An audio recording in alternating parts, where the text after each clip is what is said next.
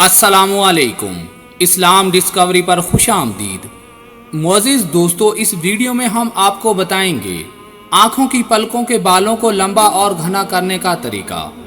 हदीस नबी की रोशनी में हर कोई खूबसूरत नज़र आना चाहता है, और जैसा कि आप जानते हैं, आँखें इंसानी चेहरे पर एक बहुत अहम किरदार अदा करती हैं।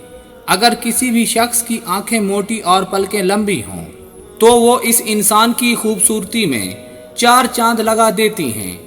अक्सर देखने में आता है कि कुछ शख्स बहुत ज़्यादा खूबसूरत होते हैं, लेकिन इनकी आंखें और पलकें छोटी होती हैं, जिसकी वजह से इनकी खूबसूरती मांद पड़ जाती है। अब हम हदीस की रोशनी से बात करते हैं। इब्ने अब्बास रज़ी अल्लाह अन्हु बयान करते हैं, नबी सल्लल्लाहु अलैहि वसल्लम हर रात सोने से पहले हर आँख में 3 मरतबा अस्फ़हानी सुरमा लगाया करते थे।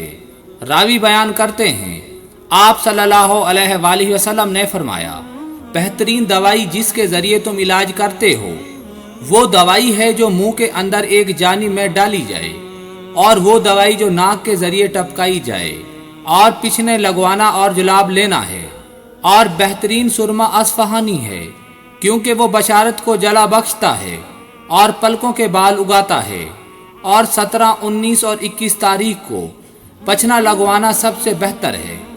और रसूलुल्लाह सल्लल्लाहु अलैहि वसल्लम मेराज के सफ़र में जिस भी जमात मलाइका के पास से गुजरते तो इन्होंने यही कहा, आप पिछने लगवाने का इल्तज़ाम करें।